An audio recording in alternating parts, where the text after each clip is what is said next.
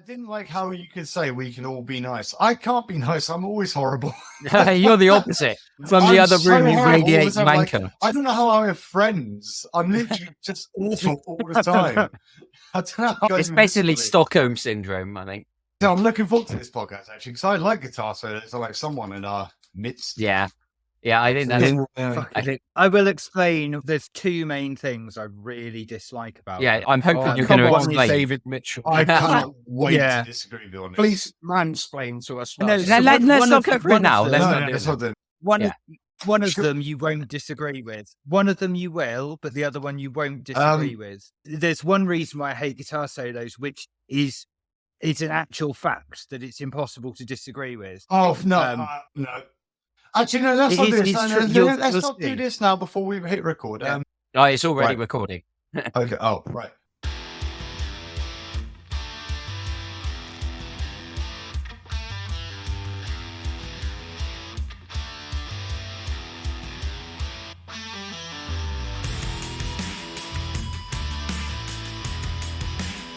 Greetings to all you cacophants tuning into this, the 6th episode of the Cacophony Sessions Season 4.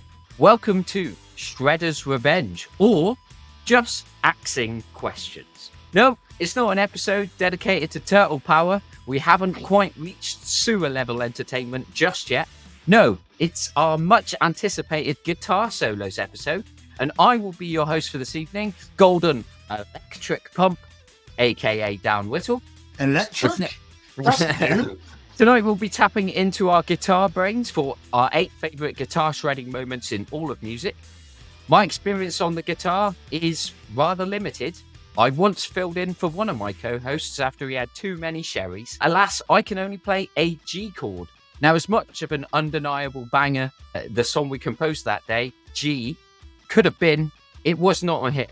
But these guitar-driven sounds definitely were. Helping me tell my whammy bars from my wham bars for this one will be my friends, nay, colleagues, Alex. If you were a burger at McDonald's, you'd be my most gorgeous. Oh, for fuck's sake. Wow. That's a new name. Tumbleweed. Martin. Hi, I'm Martin. Why couldn't the string composers, the string quartet find... Fuck, I've ruined that one. This is one of my favourite parts. Every podcast, my favourite part is always your intro. Hi, I'm Martin, and there are light bulbs in my room. Has anyone got any light bulbs? I've got light bulbs. Oh, fuck it. It doesn't matter. Okay, but one liner. Did you hear about the light bulb that wasn't in my room? No, I don't like them. I don't have them anymore. He doesn't like being illuminated. This is bad. You guys need to do better. Thinking of one-liners. And Tom. I'm Tom, and this is an episode that I really shouldn't be on. Maybe we'll find out. You'll see. I'm going to get kicked off. I won't last till the end. You may have seen the news that by now, yes, we do have a brand new website. No more wordy WordPress links and sounding off esoteric social media accounts like a malfunctioning grifter. Russell Brand. You only need to remember one thing now. cacophonysessions.com, containing links to everything cacophonous. Facebook, X, Instagram, TikTok, the Patreon, where you can show me some green and I'll extend our time on screen. And you can even play all the undeniable bangers directly in your browser tab, even if you don't have Apple Music. I can't slip it to you any easier than that. I'll let you know in a little bit about the sweet, sweet content that I'll be putting on there shortly. But first, don't you hate a podcast where the jingles are crap? So let's take a good song and ask, does it slap? Don't you hate a podcast where the jingles are crap? So let's take a good song and ask, does it slap? Can I put Zero by Smashing Pumpkins on? Yeah, 100%. 100%. Yeah, I'm going to pass that. It's not the best song, but it might be the best riff. It's a beaut. I can't pass it. What? I don't love it. I think it's okay. Oh, man. Oh, it does slap, though. It does slap hard. Yeah, man. Okay, you guys have a crack. A song that should go through. Oh, Destination Unknown by Missing Persons. No. What? Yeah. You say you know your new wave? Oh, fuck me. Go and listen to it. I never said that. Dan, you'll love it, but listen to it after the podcast. It's an amazing song. When I say it, undeniable means everyone's heard it. That's part of the rules. I'll have to stick it on my later base. The later base. Later base. Should we have a third crack? Yeah, come on, Fry. Oh God, it's got to be something that you will know Yes, as it well. does. Yeah.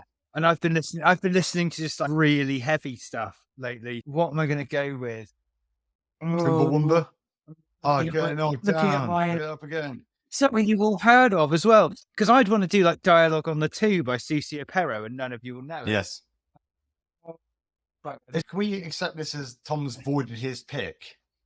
Oh, stop it. Okay, we're going Painkiller by Turing Brakes. And Yes, you do know it. it is You just beautiful. know you Yeah, know I it. know it. Yeah. It's a I good have song. no idea what it is. Yeah, it's amazing. Put it on and you'll know it straight away, Al. Stick it on Like, Spotify. You'll know you know it Napster. on Napster. Wasn't it one of your choices for that 2003 episode? It was, Yeah, but but everyone it didn't make the should- list. everyone should have so listened now to we it get at to talk least. about it. Painkiller's Judas Priest in my head. Fun fact about Turing Brakes: I had free drinks for life in the I've heard the JSV song. for a while. Yes, I know. You listened to it for the 2003 episode. Yeah, no. Shit. We knew you wouldn't like it. So Turing Brakes, I used to play open mic nights at JSV years ago, and the owner's son was behind the bar. I played a Turing Brakes song at open mic night, and he was like, "That's my favorite band, and that's my favorite album. That song's off." He was like, "If you can play every song on that album, I'll give you free drinks for life."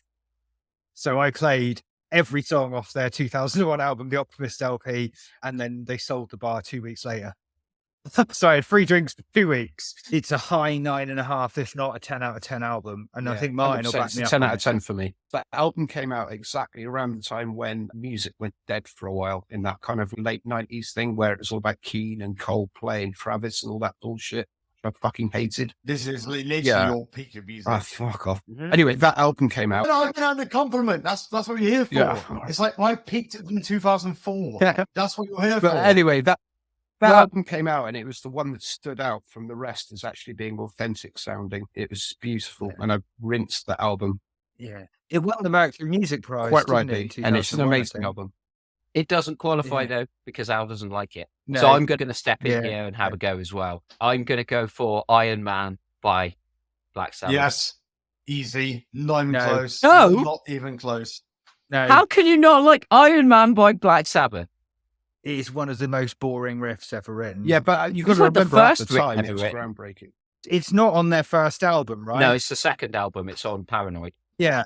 So it's not even the first time they've made that sort of riff. I know enough an argument right now. I will say I strongly disagree. It I mean, is a weirdly, fucking if you're tune. going to go if you were going for a Black Sabbath song and you went War Pigs, Okay, no, I'm not doing this. We are being civil. That's a very nice opinion you have, Tom. I look forward don't like to it, I don't discussing like this it. with you in person. Fuck off, though. Yeah, no. Fuck me, that's a good song. I would also say Planet Caravan as No, well.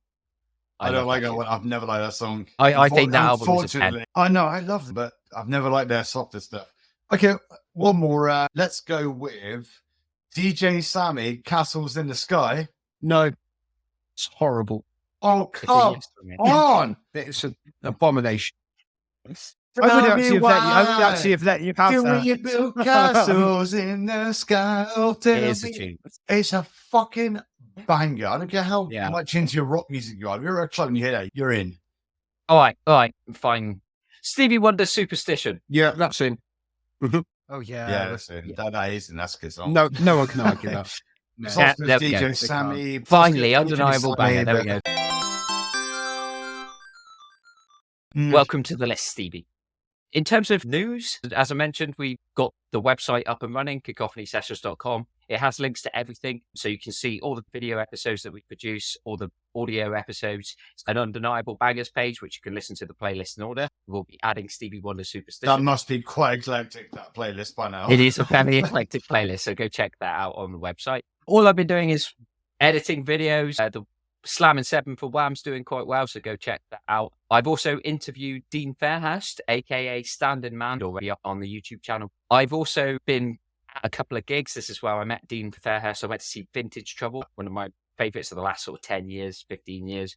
Blues rock with elements of soul and funk in it. I like them, and they were supported by Standing Man. So great gig there. Go check out that video to find out a little bit more about them. I also was Wembley Stadium, where I saw Chris Jericho's band, Fozzy, play to 81,000 people How as he fucking walked to awful. the ring. Fozzy aren't great, but that was good They're fun. not great. I like Chris Jericho more than most people, and there's no way his band's good. Yeah, I do like Judas though. I think it's a catchy song and it's a lot of fun in a live setting.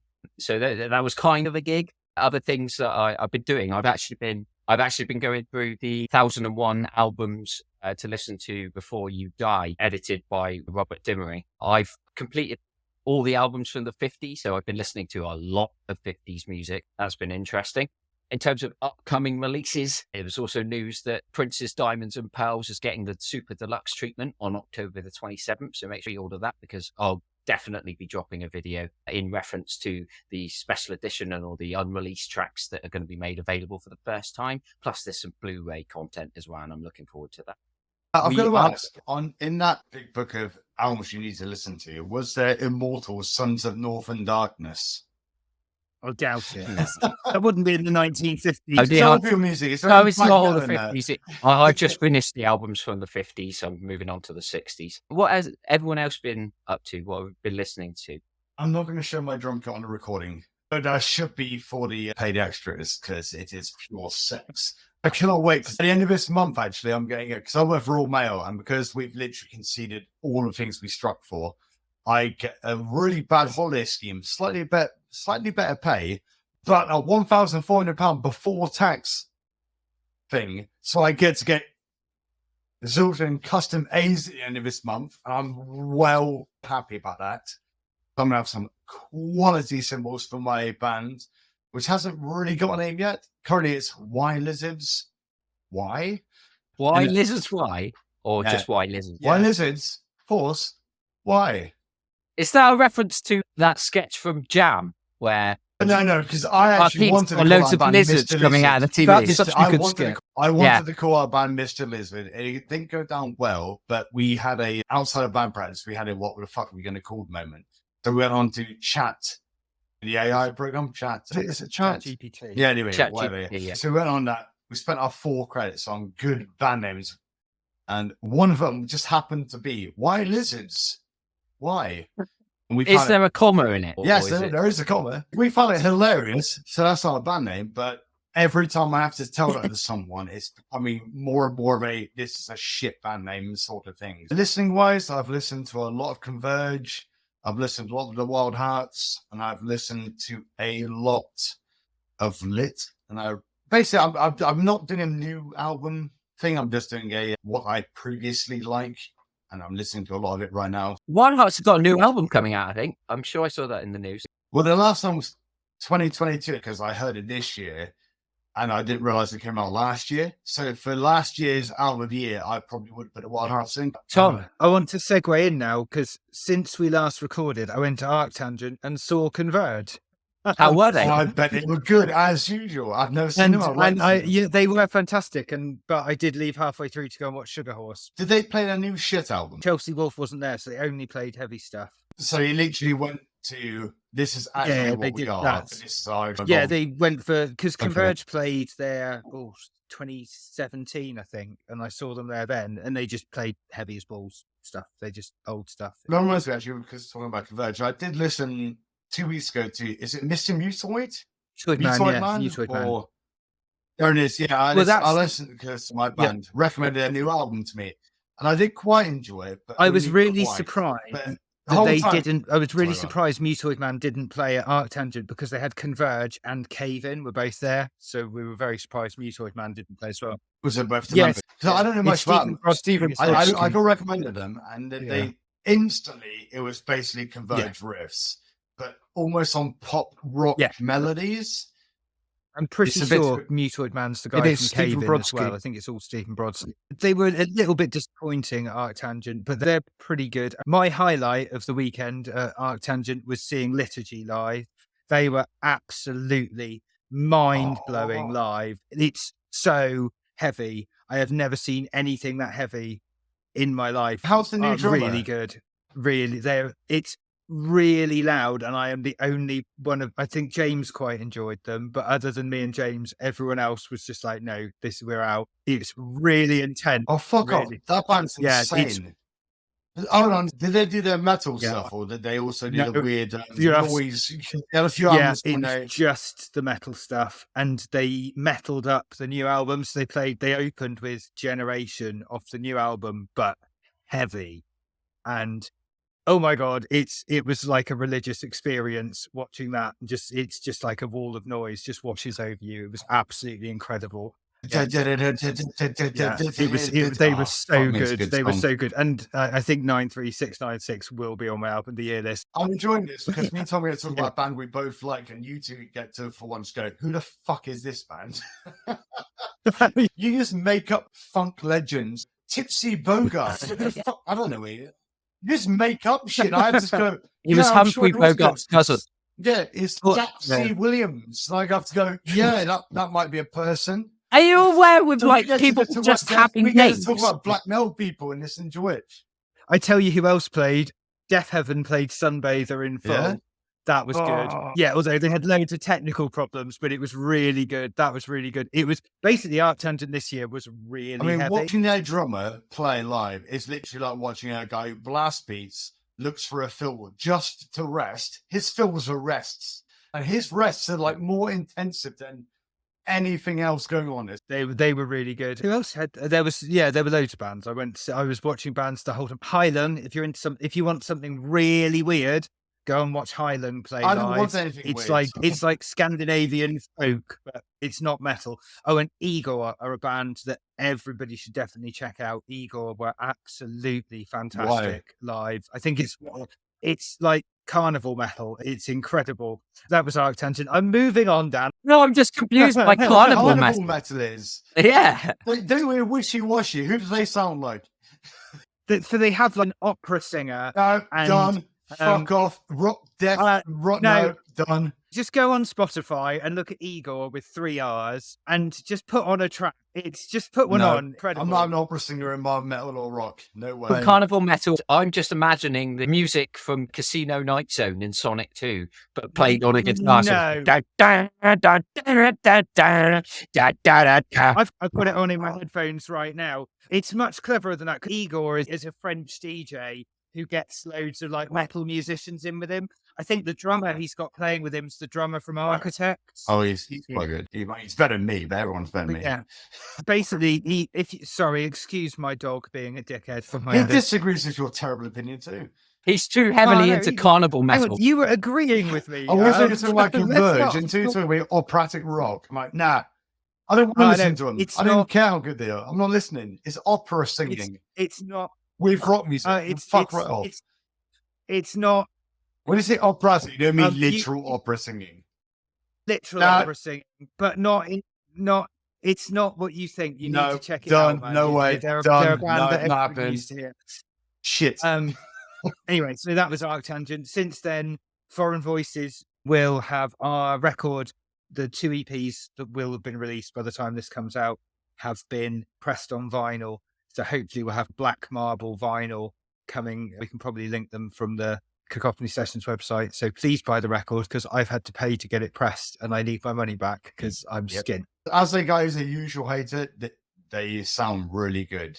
Just honestly, listen. Oh yeah, Al came to see us. I did come to see you. I was very drunk and I yelled abuse because punk rock, fuck it. But yeah, these guys are a good, really good band. Not just good. I feel like they could be signed. That's how good I think they are. Thanks, Al. But as far as my so brother that- said, you need catchier songs. I feel like you need a stronger chorus. We're working on that. We're writing all the It time. wasn't me. I was my brother. Just do a cover of Hey Mickey, you'll be fine. I feel like we need more Yeah, Martin. absolutely. He's actually the unsung hero in the band. Oh, wow, man. I'm humbled. Yeah. Thank you, Al.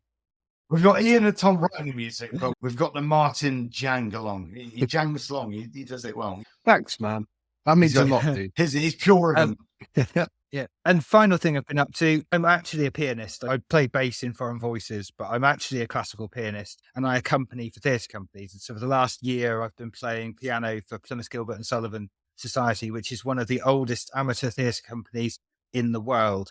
And they're doing their 100th anniversary show, 200 people. There's like military wives choir and like kids companies and stuff. And we're doing a one night only thing at the Theatre Royal. England. Plymouth Theatre Royal.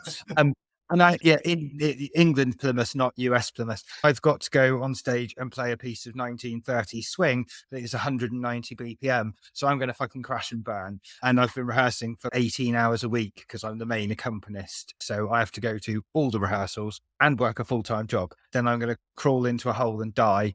Might come back a few weeks later. Martin, I've been cycling around, working in lots. Yeah.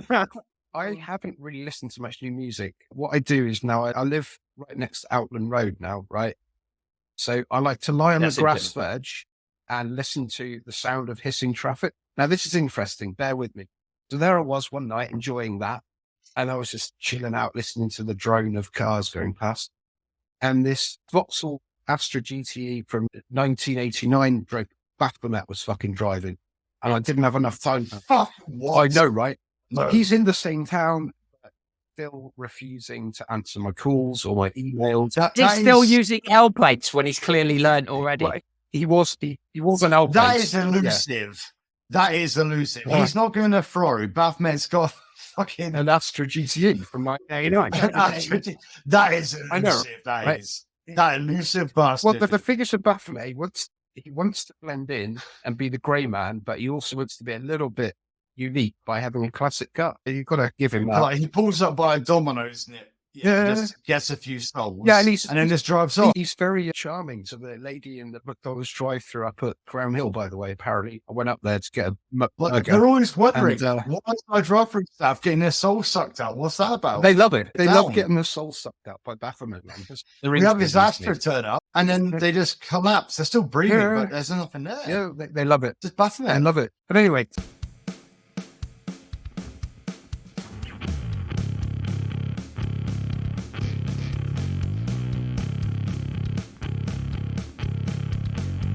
Originally, we were going to have Jim and Dan B on the episode. We are going to run through 8 songs tonight in full, but we will cover Dan's and Jim's picks. But thank you to everyone who has on Facebook and on X sent us their suggestions for the greatest guitar solos. So we've had from Dan Lawson on Facebook. I swear this podcast is just the Den podcast. Everyone's called Dan. He suggested Tornado of Souls by Megadeth. Yeah. I've got written down on my list of things we should have put down. You, sir, are a legend. A great guitar solo. Marty Freeman is one of the best guitarists of the fucking 80s and thrash metal in general. Absolutely Unfortunately, agree. he went a bit mad. absolutely Left great. Megadeth and went to Japan and just... Marty Marty Friedman. Freeman, he's such good fucking riff maker. He's one of the greatest metal soloists of all time. We are not overlooking this solo No. because this is iconic as fuck in the metal scene. I'm going to do this, and then when I say I don't like stuff, people can realise why. I hate guitar solos, and there are 2 reasons why I hate guitar 'Cause you're solos. wrong. You are wrong. One of them. There are 2 main reasons. One we're going to talk about live, okay? So, if you go and watch a 4-piece band live, and most guitar solos come after the chorus of a song. So you've just had 2 guitars kicking it through the chorus, and then one of the guitars stops playing the heavy riff that they were playing to wank a solo out. So you get this like sonic drop. We have this problem in our band where you've got 2 guitars that are playing a riff, and then one wants to add a solo over the top. So the other stuff has to get boosted up. But that isn't the same as having 2 guitars playing. It's one guitar boosted up. So having a sonic drop out, if you're soloing over a riff that's already been in the song with 2 guitars playing it, it's gonna sound worse. And it always does. Live. On record, a lot of bands get round it by just multi-tracking. Pumpkins, on some of their tracks, have got like 60 guitar lines running at once. So there's never a sonic drop underneath the solo when they play it on the record. A guitar solo is like a vocal solo. You need to have the space for a guitar solo to shine through. And so you can hear the solo clearly. You can hear And no, you guys are talking like a guitar solo as part of the music and not part of the whole song. I would say guitar solo is up there. It's basically like let's say you have 2 verses, and then you have the third verse is the guitar solo. Yes. Like the whole melody. It doesn't matter if it cuts because the entire melody, the entire verse is the solo. the guitar solo is almost like the second vocalist, like the lead vocalist. It's not there just to wank for wank's sake. it definitely It's isn't. there to... They're definitely not Yeah. wanked off. But there are a lot of, the other reason I hate guitar solos then is that a lot of them are completely superfluous. They don't carry a message particularly. Oh I mean, my it's very God, you're difficult so to wrong. demonstrate a non-verbal message. Wrong. I kind of agree with Tom on this. There's a lot of bands yeah. that go, okay, we've got fuck all to do for the third verse, bung a solo on it. There is. That's basically Yeah, what we're talking exactly. There about. is, And but I there's hate so many, that. there's so I many, hate there's that. so many And- songs that do the opposite. There's something needs to happen here that is more interesting than the first two verses. Something that takes the song out. We'll of just it. have a breakdown. You don't What- have to have yeah, a solo. But And the the other thing breakdown is, is not always that interesting. how many guitar solos are just? Listen to Cherub Block, man. I find a breakdown The more solo, interesting. the solo in Cherub Block takes that song into the stratosphere, to use your favorite band, right? That solo. But it does on if you took drop if out that song, underneath it because it's got 45 guitar No, lines. Have you But had it Tom does and though. Martin disagree? yeah, we'd totally disagree. I've never seen this. This is actually quite new. If that song didn't have that guitar solo, it wouldn't be as good a song, and that's all that matters. That's all that matters. I'm with Martin. See, on for this. me, most of the time, guitar solos don't have a message to them. A lot of the time, guitarists are just playing scales, usually a blues I or a don't know what pentatonic you're scale, listening which to, I man, but that's so instantly not hate. true. Every single Dragon Force song Oh, uses we're a using pentatonic Dragon solo. Force now. Every single Oh, Dragon that's a Force bad song. example. Well, yeah, most I of like these. Dragon It's Force. not a bad I'll put example. a good example. I've seen I'll Dragon give Force a good live example. twice, AC/DC. Everyone waits for the solo. all in Beautiful, a blues scale. beautiful. Hate it. It's perfect. So your issue is more a blues I scale. hate it. So I your hate issue it. isn't You don't like I your hate issue isn't it. the solo, it's Yeah. the what scale they play. No, also the slightly, White yeah. Stripes, So- Queens of the Stone Age, the Foo Fighters. I hate all of it. Or hate They're all amazing. their solos. I love their songs, and all their songs are made worse by Ah, a solo. Like so I wrong, find man. the blue anything involving that sort of blues scale where you're just running up Right. and down a scale is just. It's I feel like interesting. for me, okay, when a band's got a real absolute knee slapper of a song going, right? I always feel like a guitar solo is almost like a cherry on top of it. Like when the band is so ahead of itself musically, they've got a few good choruses and that, but then you need an extra level to go to, and it's almost like an explosion of musicality. It's like where the song takes off. like, it's just Yeah.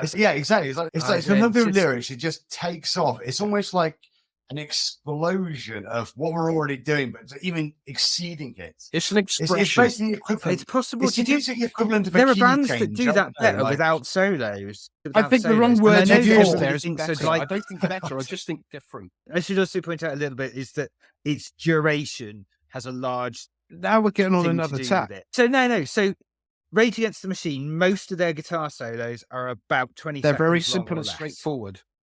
That, for me, I'm okay with it. It's when a band does either a solo that is an entire verse or a chorus, or very long, or the bands that But what do if it sounds cool? fucking 9-minute solo outro. But what if and it it's sounds just- cool? I'm just Well, I lost. would It put sounds like- cool. I've never heard a what if it guitar sounds solo. sweet? What if it just sounds Yeah. cool and everyone can hum it? And I will Um, posit okay, to you. so I will posit I- to you. If someone can hum Hang your on, guitar, Al. if someone can hum your guitar, Al, listen, Go I'll on. posit to you. Comfortably numb. No one really remembers the song. Everyone remembers the solo. I the like solo. both the lyrics and The solo. Everyone Everyone knows Well, the my song. point is, Just- if someone, I don't like if, any if of it. someone can hum a guitar solo without hearing the song, if they can literally go like "November Rain" by Guns N' Roses, like they can do the whole thing in their head, but they don't know the lyrics, I would argue that's more important than the lyrics at that point. Another one would be Easy by the Commodores. Final thing, and I think one of the things that's really important for me is that when I listen to music, what I really enjoy, and this might be because of my background in classical music, it's why I love Godspeed You Black Emperor so much. They have no guitar solos. Areogram have one solo in their entire discography. And You're it's in a talking about a 2-minute lot of chorus. bands where it isn't two guitars. You're talking about bands when they record, they like triple or quadruple track. Oh no, so Areogram and Godspeed You Black Emperor aren't They're not- multi-track. they're not? Smashing Pumpkins are. Like, look, because I'm interested in the orchestration, throwing a guitar solo in is lazy. It's lazy songwriting. Because actually, what I want to listen to personally is the way the instruments are fitting together. And once you stick a solo over the top of that, it's not about the way the band are functioning as a band. It's about the guitarist having a solo, which is a very different thing. And I don't enjoy listening to that. Don't get me wrong. There are some like guitar licks and things like one of the songs that's going to come up later, what we describe as a solo. I don't really think it doesn't feel like a guitar solo. And I really like it for that, because it feels like a part of the song. But most of the songs on this list, most of them, the guitar solo feels like a guitar solo rather than a natural part of the songwriting process. So that's what I dislike. So Basically, yeah, you I want see what every album Martin's to be saying. set It's anger. very- Come on, man. No, that's not what I'm saying. It's just I know other people like them. They just don't do anything for me. I feel like that's a I mean- shortcoming on your end. You know how he used to rip on Whittle for not liking metal until he started listening to it and decided he quite liked it. You know how he used to rip on him? I feel like this is your changing moment to learn how good guitar solos are. I've been to watch G3 and Joe Satriani. I've seen them live. Was it good? And G3 was, because I think the G3 I saw was Robert Fripp, Steve Vai, and Satriani. And that was really good. Mostly because Robert Fripp is fucking amazing. You're basically talking like there has never been a guitar solo that has elevated a song. That's the way you're talking. As is, and every song, Yeah, I don't guitar think solo would be worse for personally having don't the think there solo. has. So we're talking about Epic by like Faith No More, right? That guitar solo is the song. We're talking about November Rain. That is the fucking song. We're talking about Purple Rain. songs which are elevated by the solo. But you're talking like it's never elevated. Because you can't polish a turd. November Rain's It's not a bad song. It's subjectively pretty good. Anyway, we're getting into the realm of just listing songs. So let's continue with the ones that have been sent. We mentioned Comfortably Numb, which was sent in by Graham Windsor. Tom Bunch has sent in Under a Glass Moon by Dream Theater. Amazing. I listened to that. I love that first album. Yeah. Images, no, not the second song. Yeah, Images of Words. Images Images and Words. So good. Images and Words is actually, I I like the album. Good. And Paul Million. No, I haven't listened to the whole album, but so I good. did listen to Under a Glass Moon. The thing It is, was with John Petrucci out of Dream Theater is part of that whole scene of the post-Visac thing where they're so technically proficient. They're so amazingly adept at what they do. It goes beyond, for me anyway, my understanding of how to play music. Like listening to those really complicated pianists of the type that Tom listens to. I get it. I don't listen to that sort of piano playing. I hate that sort of It piano just goes playing. beyond me. Dream Theater are one of those bands where they play ultra technical stuff, and if you like it, it's music studio music. It really is. Yeah. Which is like It Images is. and Words because it was before they got to that level. And if you have that, it's just, wow, look at his sweep picking. Sweep picking. Who cares? Yeah. And see, this is what Al's just said is a lot of what I feel about guitar solos. Yeah, I understand. Because I can understand. It's unnecessary. And it's like when Martin goes, I listen to pianists who play. I don't listen to virtuosic piano playing because I don't find it interesting. Liszt has beautiful melodies in his piano work that are completely ruined by unnecessary notation. It's a bit like listening to that type of classical music, like Liszt's classical music, a bit like trying to read Edgar Allan Poe's prose, where it's just like, why use one word when you could use 500 classical music? I like Debussy and Ravel and Satie and minimalism because these are composers who are writing something that is not about virtuosity, but is about conveying a message in as simplistic a way. I also think that all four of us are musicians in our own right, and kind of you've made music, and I think it's one of those things where, as a musician, solos have a little bit more of an emotive reaction in us, in what we play, the sort of bands we play in, the sort of bands we listen to. And I remember when I first started playing guitar, I was very much Vai, Sax, Van Halen. I hardly ever listen to that anymore. My favorite solos now are like Neil Young and stuff. So I think it's the fact is we're overthinking this. We're overthinking this. The fact is, you listen to a song, and when you're smashed and a hit guitar solo, you start air guitaring. That's it. That's all it is. The Back in Black solo is one of this. Tom doesn't. Tom will look goosebumps. going, oh, I would appreciate they didn't do this, do another verse of. But it doesn't matter. You hit a fucking guitar solo, everyone air guitars except Tom, and then that's it. Yeah. That's it. It sounds wicked. It sounds wicked. Next from the postbag, Gary Ball, thank you for contributing, but you've just put Marty McFly, which isn't a guitar solo, it's a character from Back to the Future. He probably means Johnny B. Good. Yeah, Chuck Berry. Yeah. Probably the most important To be guitarist. fair, Dan, we're not going to get it, but our kids are going to love it. Yeah, Chuck Berry, incredible, massive pervert. Aren't we all? In early electric guitar playing. A couple of suggestions from William Lloyd of Plymouth Argham, who we sponsor. He has suggested Freebird, which is also one of Dan B's picks. I mean, it's inevitable that we're going to discuss Freebird on a guitar solo episode. That solo is pretty up there. Yeah. It's incredible. It's actually, I think, 3 guitarists in that solo that are harmonizing, twisting. They're playing around each other, and I think it fits perfectly. You have to have a good sound guy to do that right live. I feel that. It's a very cliche song because, I mean, it's known for everyone just shouting "Freebird" at concerts as a kind of joke. But the song itself, it is a big song. Everyone knows that line from the solo. Yeah. Everyone knows that. Yeah, my favourite version is Sings it. the Live in Atlanta version that was on one of their live albums in the 70s. He plays a slide guitar solo and it makes noises on it. It's incredible. I really like that. It's really nice. It's quite creative. I would say Freebird isn't much of a song if you don't have that guitar solo at the end. It needs it. Yeah, it needs it. It makes it. Hey, well, I can see why people like it.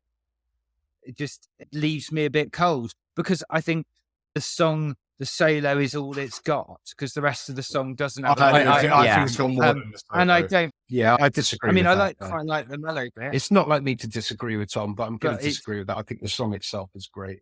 If it was just a verse and choruses, everyone would like it. But the solo is what excels it to everyone loving it because that is the song. And it's actually quite a statement. Your biggest song as a band is the one with the biggest solo. That's big. It must be pretty good if it's essentially made the popularity of your band, the solo being that good. Yeah. It kind of launched them into immortality, really. Yeah, they could just be another sort of country rock band. But that solo is what made the reason people in England listen to it is because of that. It's not their most famous song. Yeah, right? it is. Thank God. But it's way better. It's No, way it's better not. than Sweet Home Alabama. But Oh, but fuck me, I it's hate not that their most song. famous I hate it song. so much. Sweet Home Alabama is one of those. I listen to the lyrics and they're a little bit like, they would have been moaning about things being woke if they were still around. The Kid Rock of their day. And I think Neil Young won that one because Absolutely. obviously Sweet Southern Home Man. Alabama is a Yeah. bit of a retort to Southern Man, and Southern Man kicks Sweet Home Alabama's ass. Every which way but loose, man. Totally. The second Will comments, he's gone for While My Guitar Gently Weeps. Now, Dan B picked the Beatles version, which is played by Eric Clapton, but William Lloyd has picked the Prince version that I haven't picked, so we'll discuss it here. Beatles versus Prince. We have got a Prince discussion coming up a bit later on. While My Guitar Gently Weeps, specifically talking about the Beatles version versus the Prince version, I think Prince is the only person I've ever heard who can take that song and essentially make the definitive extended version. Anybody else? Do you honestly think the original guitarist couldn't have done that? Do you honestly think? Yeah. Eric Clapton played the original guitar on that. Oh, as a guitar player, there's no way Eric Clapton could have done that. Not in a million years. He could have done that. He wrote it. Yeah. No, he didn't write it, but it's George Harrison. Clapton could not have gone to those lengths of fucking expression. There was some pure It's just shredding. emotion coming. No, it wasn't. It was more than shredding. It was just like, I've never seen such expressive emotion come out of a guitar in a live performance. Beautiful. What he did that the other guitarists weren't capable of is he turned that guitar into an extension of his own body while he was performing. I do think he's the best live performer ever. I don't think that anybody else on that stage, I don't think Eric Clapton, and Eric Clapton himself will tell you that Prince is a better guitarist than Eric Clapton. But I don't think that anyone, Tom Petty, Jeff Lynne, I don't think that they have the capability of transcending a stage performance and making the guitar essentially another limb and being so comfortable with it that he can make it sing. And you're talking like Prince is like solitary in that ability. Every great guitarist has the ability to make that guitar an extension. Yeah, but I don't think they do it as well. Also, Prince's solo, I've got it on now for While My Guitar Gently Weeps. It is just It's it's not just wanky, technically isn't it, right? difficult. I don't find that Prince solo any better than Eric Clapton. I just want to clarify. clarify. I really like that solo, but I really don't like the sentiment that no one else can do it like he did. I will stand by that. Every lead guitarist, every band practice No, he does wasn't. that. Just because Prince did it on a live recording, you can tell him all getting annoyed because he went 4 bars too long. They could do that. It's not. I'm not saying it's not good, but it's not. Duncan Massey has suggested My Sharona by The Knack, and which I did put on, and because I always see that as a bit of a power pop classic, and I always forget how good the solo is at the end of that record. There's real energy in that guitar solo. But you remember it. That's my issue because I like that song as well. But as soon as she said that, I had to listen. I had to think in my head, how does the solo go? If you have to think about how the solo goes, it's not top 10. It's not top 10. I do like that solo. It's the song. And That's all that matters. it does fit the song. So we also have Matt Tuxey on X. He made 2 suggestions. Firstly, Jimmy Page's solo in Since I've Been Loving You by Led Absolutely beautiful. That's a good one. It's That's a good very one. good one. which I think is Yeah, great. absolutely. It's not my favourite Led Zeppelin. No, solo, it's not mine, but it it is one of those ones that's like just, it's heartbreak in the guitar solo. Mine's my favorite solo for Led Zeppelin is Stairway every time. I listened to a bit of Led Zeppelin the other day, and I was thinking what my favourite solo was. And as much as I like Kashmir and Yep. When the Levee Breaks, it takes an age to get there. The kind of climax of Stairway is It is. fantastic. Yeah, exactly. It's not overly comedy. It's just. And what would Led Zeppelin be without the guitar solos? They are like, for me, they're not my favorite part of Led Zeppelin, but they're my second favorite part of Led Zeppelin. They're just, Page has a way of playing. I like the drumming. I almost chose a Page solo because I fucking adore Jimmy Page in the way that His name's always going Yeah, to be in the and conversation. he expresses himself in such a way that he puts, a bit like Prince, he very much puts himself into the instrument, where the notes aren't always perfect, it's sloppy, but the expression is the most important thing. And that's something that I've always taken into my own guitar playing, where it can be a little bit sloppy. And when we get to one of my picks later, I'll talk a bit about that. But like, where it's all about the expression over the note choice or the perfect scale or whatever. It's all about going, how do you dig the pick into the string and how does that fucking note sound? And Page was the master of that, wringing every bit of raw emotion out of just whatever notes he was playing, no matter how tidy or messy or right or whatever they should have been. It's all about just digging in and going, bang, he's getting in there and he's feeling it. And he's feeling it through his instrument. That to me defines a great guitar solo. Page does it every time. And the second one he nominated was a Tool solo from, I think, their most recent album. Adam Jones being the guitarist in Tool. Nominated Tempest, which I did give a listen to. It's a 15-minute long song, but it is. I really It's like amazing. This is a question that I think is really important to ask, is what we mean when we term guitar solo. It's important at this point when Tempest by Tool comes up that we find guitar solo, because when I'm saying I don't like guitar solos, what I mean is, so Tempest by Tool and King Crimson Red and everything by Alpha Male Tea Party, for me, I wouldn't define them as guitar solos. I agree. They are a guitar lead. Almost go so far as to say the outro of Freebird almost isn't a guitar solo, almost.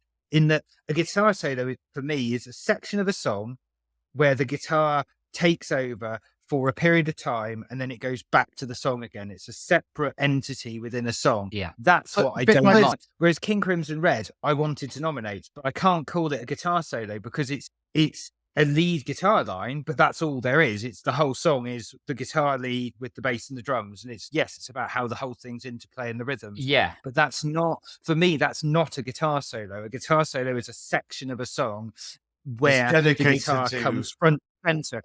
Whereas I would argue, right, with the way that Danny Carey plays drums, incredible drummer, the way Justin Chancellor plays bass, probably my favorite bass player, him or Chris Squire, one of the two.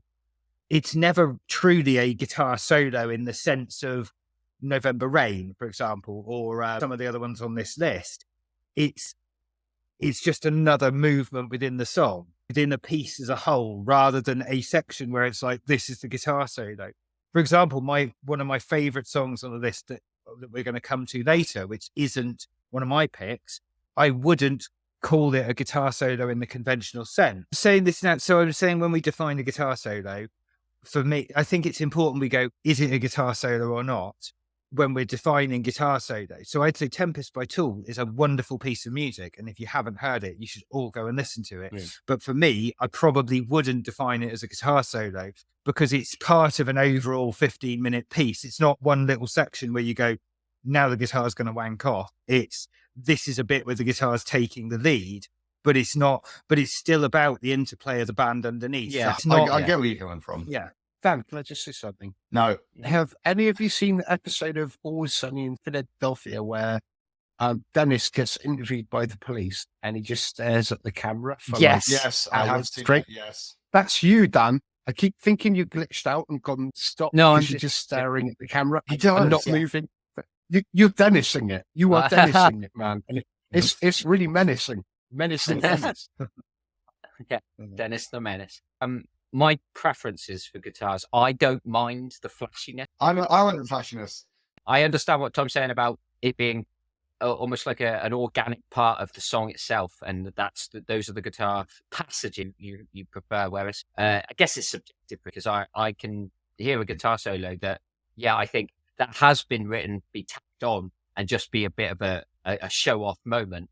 But I like show off moments in music. I like my music to be big, bold, arrogant, and that's why I love some of these guitar solos. Some of them are just really superfluous, but that kind of unnecessariness to the guitar solo is in a way bold.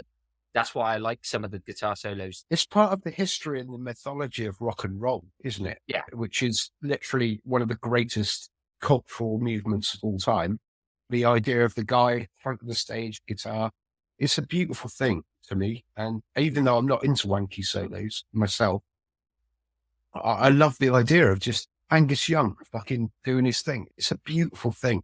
And I think what we're in danger of having is that dying. And I think that I worry about that a little bit. I worry that there are bands out there that are like, oh, no guitar solos. Oh.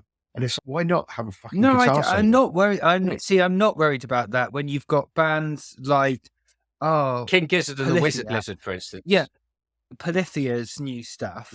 Like, they're just using their technicality in But that's different not my ways. point. That's not my point. My point is a solo in a very simple, straightforward rock song. A rock song where it's like verse, chorus, guitar solo, a guy at the front going, what? And then off you go.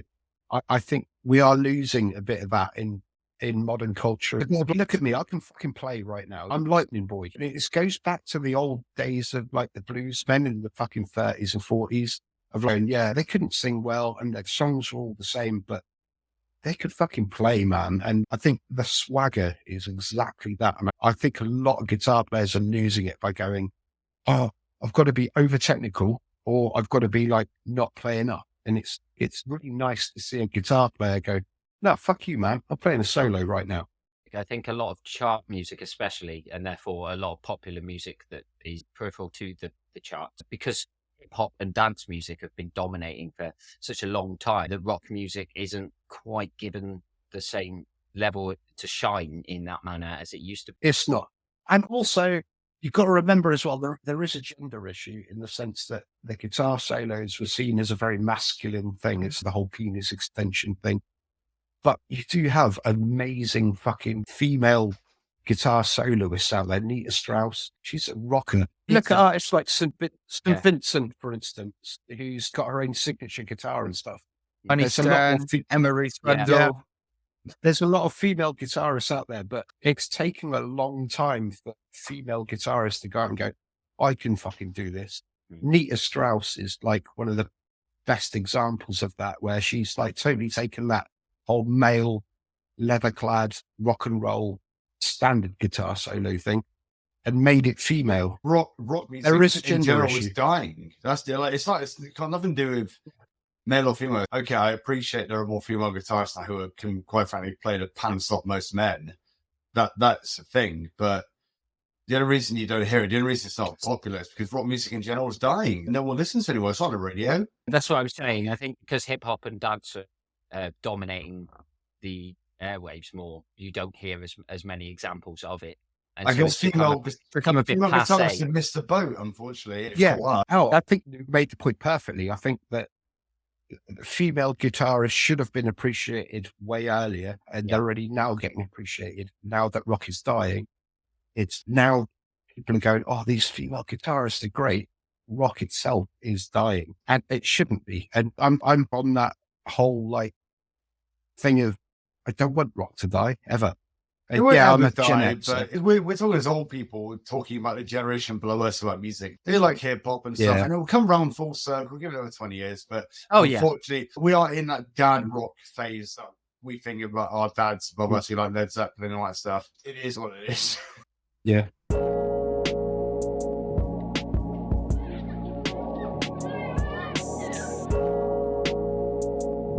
As I mentioned, Jim isn't here tonight, but he did have 2 songs suggested by him, so we will go through them briefly. Dan B nominated While My Guitar Gently Weeps, the original Beatles song, and Freebird, which we've already discussed. Jim's 2 choices. His first one was from a very famous British heavy metal band. They were pioneers of heavy metal in 1970. This is probably the best example of a guitar solo from my personal perspective from that band. The band was Deep Purple that Jim nominated, and the song was Child in Time. It might be my favourite song of all time. That's how good I think the song is. I listen to it all the time. I remember working midnight in a dark car going, just like screaming my fucking lungs out. I don't think guitar solo is the best part of this song, but I do like how it's an intermission between the 2 parts of the song, and I think it does it very well. But it's not the best guitar solo out there. It's just part of one of the best songs ever written. I did really like that solo. It's got a really clean tone to it. As the tempo changes, keeps the pace and makes it interesting. It's a very early example of of shredding. You can hear how it has inspired people like Hammett. I noticed as well, you can hear the likes of Stevie Ray Vaughan, what he would later do in the 80s, and you can hear a lot of influences coming from Richie Blackmore's guitar in this song. I think it's a good choice. My take on the guitar solo is that it's perfect for the song. I'm not a Deep Purple fan. I'm not a Richie Blackmore fan. I only know about Richie Blackmore through learning of my instrument, because I obviously went through that phase of learning the classic stuff, and Richie Blackmore was part of that. For me, Jimmy Page took over. But yeah, if it wasn't for Richie Blackmore, guitar wouldn't sound like it does now. In rock, anyway, in classic rock. I love his solo on Stargazer by Rainbow as well. It's precise. That's what I like about it. That's what I like about Richie Blackmore's playing. Like, in my head, if you're like Deep Purple, you barely like rock music. It's so fucking good, man. It's so good. It was made so long ago as well. We're talking this is early 70s shit. Like, this is so 1970. Yeah. Yeah, this is so early. This is so groundbreaking. Imagine. It was only 10 years before you had like the likes of Chuck Berry, like, just doing very simple. This is before Black Sabbath. Like, this is insanely good. I think they're incredible. That's a big win for me. Jim's second choice, I wouldn't say they was known as Deep Purple. They're a progressive rock band from the 70s called Wishbone. Particular choice we had was from the 3rd album, Argus, and it's a song called Throw Down the Sword, which was performed by Andy Powell on guitar, who's known for his dual guitar solos. I thought this was another good example. It's a very... the song sounds like almost like a medieval folk tale. It sounds very defiant in the face of a marching enemy force. And I think it's big, it's powerful. The guitar solo is the song. This isn't a guitar solo. This is a medley of guitar wankage, but which makes the song. This isn't a guitar solo, in my opinion. It sounds great, but it's not a guitar solo, if you ask me. It's just not. It's a journey of musical expression through the guitar for an entire song, but it's definitely not a guitar solo for me. It's just not. It doesn't count. When the guitar solo at the end starts, I was like, oh, this is quite a nice guitar part for the first few seconds. And then it just degenerates into scales and squealies. And I was a bit like, oh, I'm out now. A whole song's got that whole faux Elizabethan thing that was really popular in all the prog of the time. And yeah, it's nice enough. It's nice, but I just don't think it's fine. I just didn't. I feel like the entire song is one guitar solo. So to identify that one bit at the end, which is a guitar solo, technically as a solo, I think the whole song is a solo, but not in the. But when the whole song is a solo, it's not a solo. It's just the song. That's what I think of this. Yeah, it's cool. I did like it, but I don't think it's a guitar solo. It was nice to listen to. It was. I don't know if I'll ever listen to it again, but it was nice to listen to. We'll start off the main course for tonight. We'll discuss our own choices. Released on the 1996 album, The Jester Race. This solo is played by Glenn Lundstrom. Try your Swedish. Hey, we've been to Sweden. Yes, it's big. Of the Swedish melodic death metal band In Flames. It begins at around the 1:30 mark. The track December Flower. What was your thought process in nominating this? Okay, like the reason we even have this subject is because I kept pushing for it, because I just wanted to talk about this song. It's my favorite guitar solo of all time. I guess for most people who listen to Led Zeppelin, like, obviously there's more traditional solos which might be better, but as a metal guy, like melodic death metal is not something that can be overlooked in music history. Melodic death metal is the reason metal sounds the way it does. 2010 to 2020 is melodic death metal influenced shit. Everything, even emo was fucking melodic death metal, but with punk pop singing. Melodic death metal cannot be underestimated how big a deal it was to rock music. And the two biggest bands in that, actually three really, was At the Gates, In Flames, and Dark Tranquillity. For me personally, In Flames is by far my favorite. I love At the Gates, Dark Tranquillity. Mine too. But In Flames, between Jester Race all the way to what's it called, Roots Remain, were like, they were my band for 5 years. I fucking love In Flames. It's not even their best album, but this solo for me is absolutely perfect. So I quite like the riffs, I like the singing, I like it, but it's smack bang in the middle. And quite frankly, this solo is the song. Like, it makes the song, and it sounds incredible. I could hum you this song start to finish by hearing it. I know this solo so well, and it's one of those ones where if you know the genre, you'll know this solo and how good a solo is. If you've never heard it before, you go, it sounds quite good. But for me personally, like this, it's just perfect. It's perfect length. It's got dual guitar solo bits. It goes really well to song. It's literally the middle part of the verse chorus on either side, and it's perfect. It's quite hard pressed me to find a solo which I like more than this one. I love this solo. Please rip it apart. Go. I'm actually not going to. But bizarrely, I've always had a soft spot for Melodeath. Don't like guitar solos particularly, and I don't like when they're overly virtuosic. The thing that In Flames do is, at least, as Al said, you could sing it. Yeah. And actually, weirdly, in Melodeath, where the vocals are grunted or screamed, how do It's you its own describe instrument. it? Yeah. Although I go on about guitar solos, and I'm contradicting myself a little. Don't get me wrong. It's my favorite bit of the songs with Melodeath, with In Flames. My favorite bit of the riffs, not the solos. I love their riffs.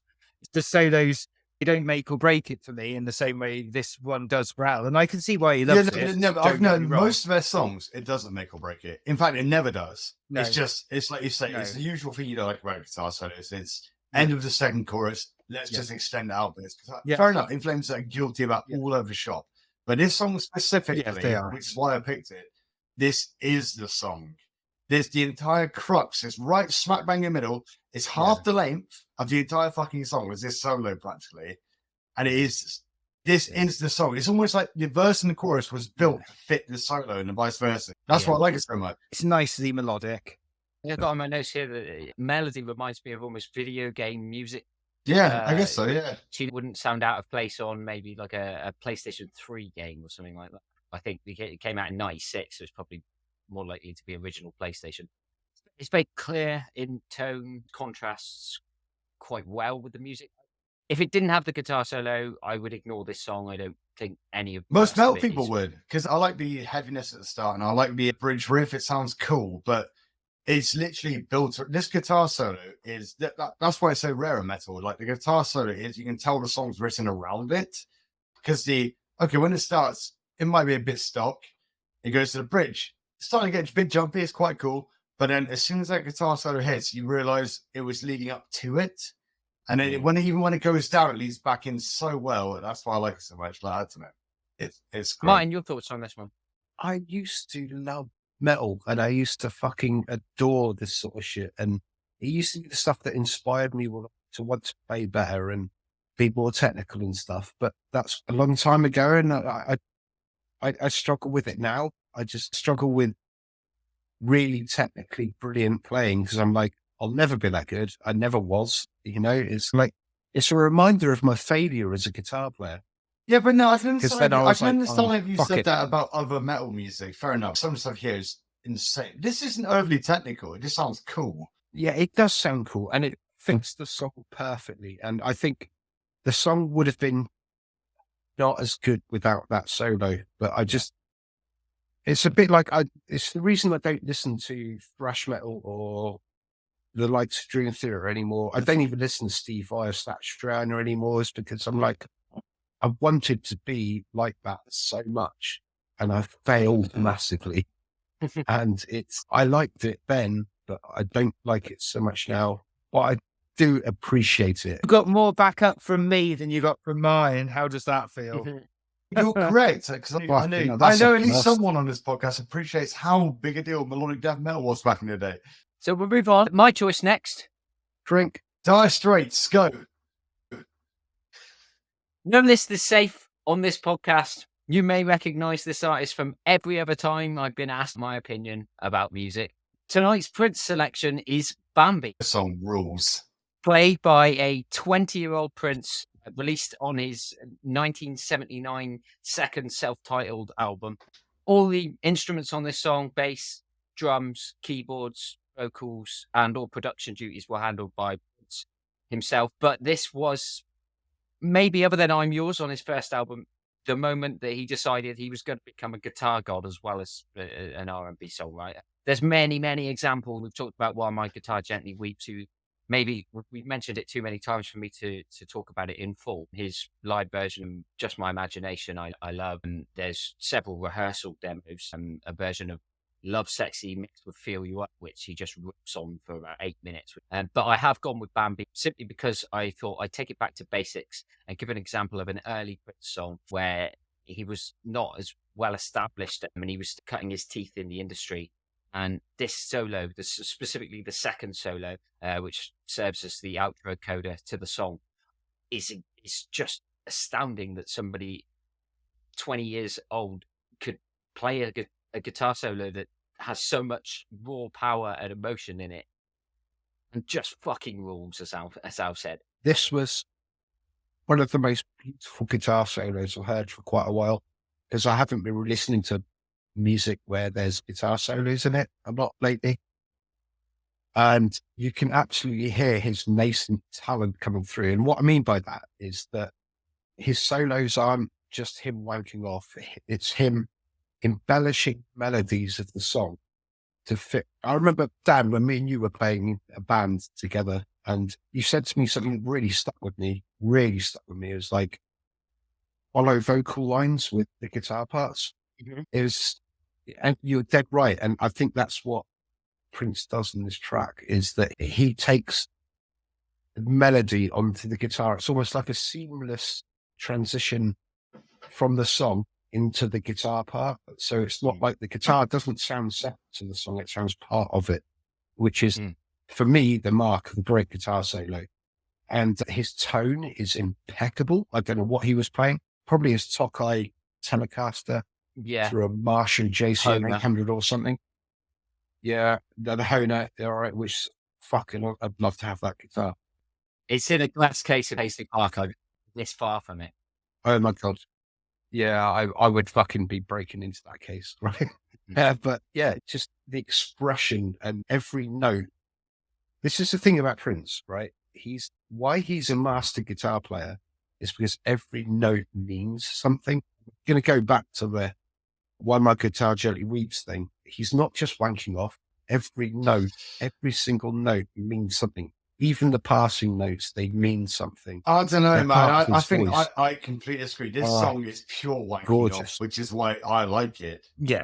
For me, sometimes you can have... Yeah. No, you're right. You're right, Al. It is wanking off because that's what Prince was. No, he did it in key, he did it well. But the thing I like about guitar solos is the exact thing Tom doesn't like. I like a guitar solo. It's almost like an overswelling of the music where it just goes off on it, because it's almost like the music is going so hard. The lyrics don't count anymore. It's just, they just go all in on the music. There's a guy on his fucking knees on the stage just going mad. That's what I like about guitar solo. It's almost like the music itself is overwhelmed by the music, and then they just hit a giant guitar solo. It adds to it for me. It's something Tom doesn't like, because Tom likes it to be constructed within the song itself. For me, I like it. It's almost like an overabundance of music. Then you hit a guitar solo, it way back. And I think this song rules. It's so cool. I'm not the biggest Prince fan, but I love this song. But that's what I like about the solos in this. I don't think the solos themselves are incredible. It's not, oh my God, I've never heard that before. But the thing I like about this is the song itself is so funky and so cool, and the guitar solos fit perfectly in it. The thing that makes Prince good, it's the same reason we talk about that guitar gently weeps solo he has. It's the same reason why this song is good. It's almost like a chauvinistic version of just, let's fucking hit this groove and keep going. And the reason I like this is the exact reason Tom won't like it. I have tried so hard over the years to get into Prince, but I hear this song and it just sounds like he's mimicking like Free or early 70s hard rock. That's what I liked about it. I like that stuff. Yeah, that's what you liked about it. But I was like, well, we're better when we talk about it, because for me, the guitar solo isn't even the best guitar solo in the song. Don't think the bass solo towards the end is insane. It's so good. He is not playing the bass better than the bass player from Free. Let's just be really clear right now. Like, absolutely not. I will stand by that. Absolutely. Because absolutely. Free wasn't capable of punk. Still a better bass player. And Bad Company were, and Bad Company is the same bass player who was in Free. So disagree massively. It's an all right bass groove. It's fine. The guitar solo's all right. But like, if we're talking about it purely in guitar solos, it's very well played. I think actually the lyrics made me really uncomfortable, and I found it, and often that's the thing with me and Prince. Maybe I've listened to so much Prince, I'm just looking to be offended by something he sings about. Maybe that's what it is, but I got really offended by it. And then I'm instantly switched off and disengaged. So I'm listening to it and going, the main guitar riff sounds a bit like Free, but I like Free better. We haven't mentioned All Right Now by Free if we're talking about great lyrical guitar solos at the end. If you don't like a guitar solo, then you don't like a guitar solo. That's fine. I just think, for me personally, I like the solo because it was just very melodic and fit the song, and the guitar tone really drew me in. I love the tone more than anything. I think the expression that Prince got out of that guitar was a precursor of what he was going to do later on with the likes of Purple Rain, for instance. I think that was it for me. He was like 19 years old and he could have done loads of Steve Vai type shit, because he probably could have done, but he didn't. He was just like, no, I don't like you saying that wishy-washy. He might not have been able to do that at 19. No. We wishy-washy about his ability. My appreciation of Prince comes from this. When I saw him live, and he can fucking shred. He can shred all day long. But the age of 50, he's talking about 19-year-olds. But he doesn't. He just plays like one or two notes that fit perfectly with where it needs to be. And it's about that for me. And that I find it inspirational when I play my own stuff. Is make the note count, not how technical you can be. Just if you can play one note and it's awesome, then just play the one note. You don't need to play a million notes. And Prince does that. It's fucking awesome in that sense. Yeah, the reason I chose this is because obviously Prince is incredibly important to me. Yeah. I think that this is the point where he made a statement to the public and was like, I'm not just an R&B disco guy, pop songwriter. He's going to do incredible things on guitar as well. And they became more frequent throughout his career. Yeah. This solo is an early example of him becoming just one of the most bombastic figures in music. Bombastic is true. I'll give you that. It's not something that appeals to me, but he's definitely going for that. I'm coming to this as a non-guitar player, and my relationship with music is a little bit different. And I do love the kind of escapism of seeing all the bombastic characters. That's what Prince was all about. Prince was all about bombast. It was all about getting out there. Yeah. I essentially view Prince as being a conduit for people who felt like outsiders, and he made it. He made it cool to be the definitive outsider, because he was not only he somehow simultaneously became the biggest artist on the planet and also the biggest cult artist on the planet the same time. I'm so privileged to have ever seen him play live. It's one of the most incredible experiences. And speaking of live performances, if you do like Bambi, the studio version that we've just been discussing, check out the live version from the Tokyo Dome in 1990 on the Nude tour. And that's a really good. He gives it, there's extra to that performance. Something that obviously happened to piss him off because he was on one night. It's incredible. And so from Prince to another band that we're always banging on about, we skip ahead now to the late 1990s and a little known album by the name of OK Computer. This presumably undiscovered band called Radiohead did a little ditty by the name of Paranoid Android. And the man responsible for the chaos in Paranoid Android is Johnny Greenwood. This was a number 3 hit in the UK, and Martin's going to take over. There are 2 solos in this song, and the first solo comes in just after the rain down part, because it's like a bit of a rock opera almost, this song. We do the whole rain down part, and then Johnny Greenwood comes in with the main riff. It's so incredible and so heavy and so cool. Yeah, it is overbearingly talented in the way that he goes against all conventions of guitar solos. Usually, our solo is a melodic thing, and he keeps it melodic. I wasn't sure which solo you picked because obviously the early one is good, but for me, it's the last one. Yeah, that is the actual solo. Like that. I'm going to the trend here. I can play the first time. It's incredible. Like it's so good. The first one's good, but that last one is just, I don't know what fucking pedals he was using, but it's wicked. I know, right? There are many YouTube videos that I've watched over and over again about what effects he's used and stuff. He's got like a modded Telecaster with a kill switch and stuff on it that like he uses. And yeah, it's just chaos in guitar terms. It's just like the most expressionistic guitar solo I've heard in my entire life. I could have chosen almost any Johnny Greenwood solo because Johnny Greenwood is literally my favorite guitar player of all time. There's nobody better than him. I chose this because it sums up everything that he's about. It comes in with the riff and the solo, like he mixes them both. It's definitely a progression of the riff. It's not like a lot of songs where it's first chorus. You can tell that he blended it in very nicely. I like to think that Nigel Godrich, who produced it, it's not just Johnny Greenwood comes into the song. It's like Nigel Godrich unleashed a wild animal from its cage into the song. Yeah, and absolutely. he wrestles with the idea of what the song was before and transforms it in and adds that rock element that it was maybe missing before that. That was very intentional. So the section's building towards that timeline. What's interesting with this is the one I was referring to earlier, and I'm like, it doesn't necessarily feel like a guitar solo in the way that you hear the way the rest of the band change up the song underneath what he's doing and what the other guys are doing, like Ed O'Brien and Selway on drums and Colin Greenwood on bass.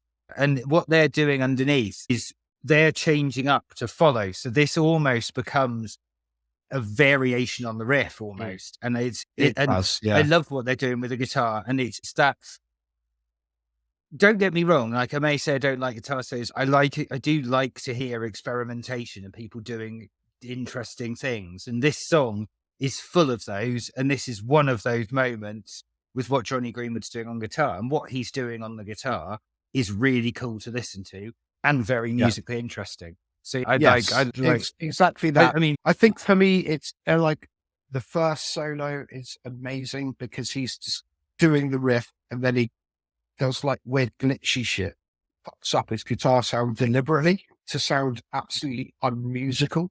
And then that last solo, it's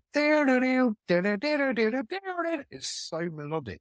So melodic. He almost deconstructs the song that existed before he comes into it. I think it's absolutely around, that. Which is around 248. Yeah, it's a very deliberate thing to do. So Johnny Greenwood particularly is a big fan of classical music.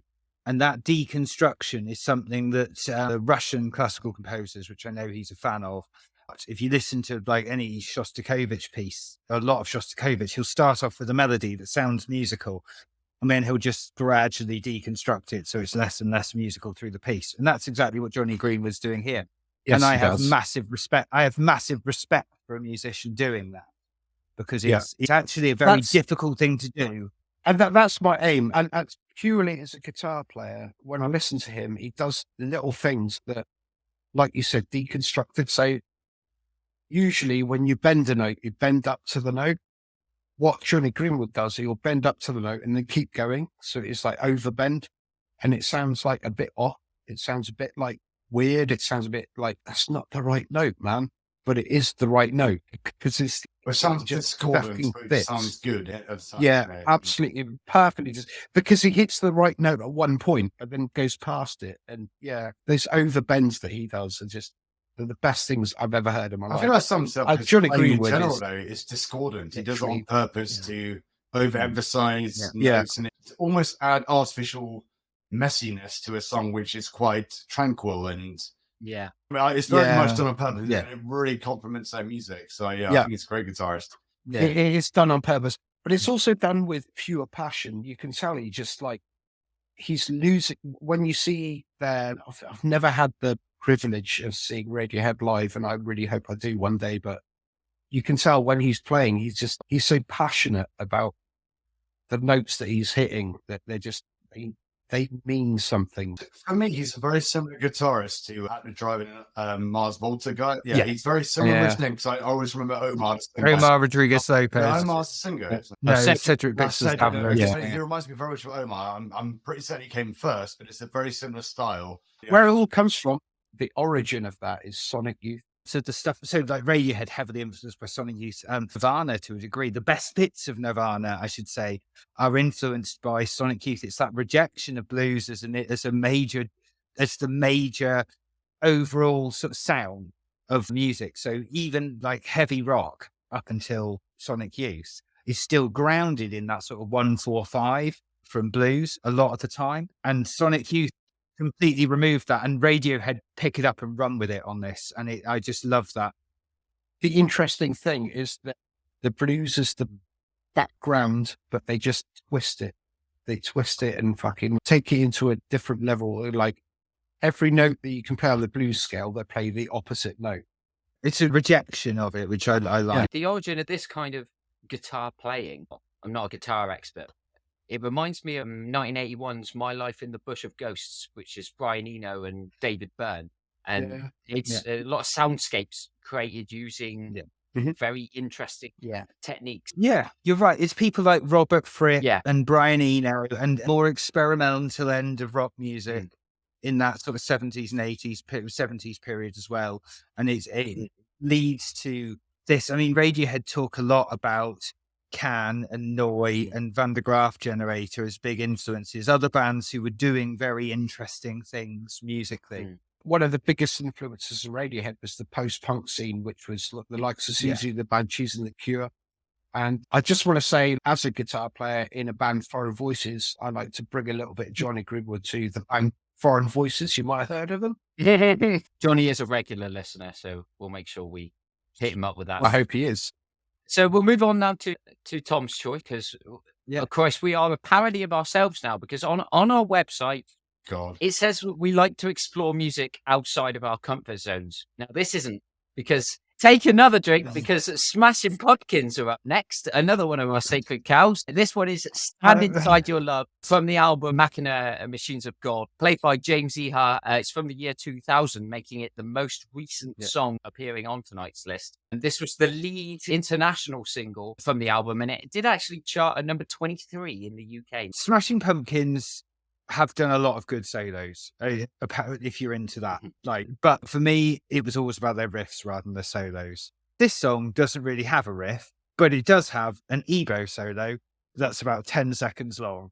And I massively trolled everybody with my 2 picks. yeah, you massively trolled this one because don't get me wrong, this is probably my favorite Smashing Pumpkins song. It's one of the catchiest ones. Jimmy Chamberlain strumming on this It is is so perfect. undeniable. But like, Can I just put undeniable banger?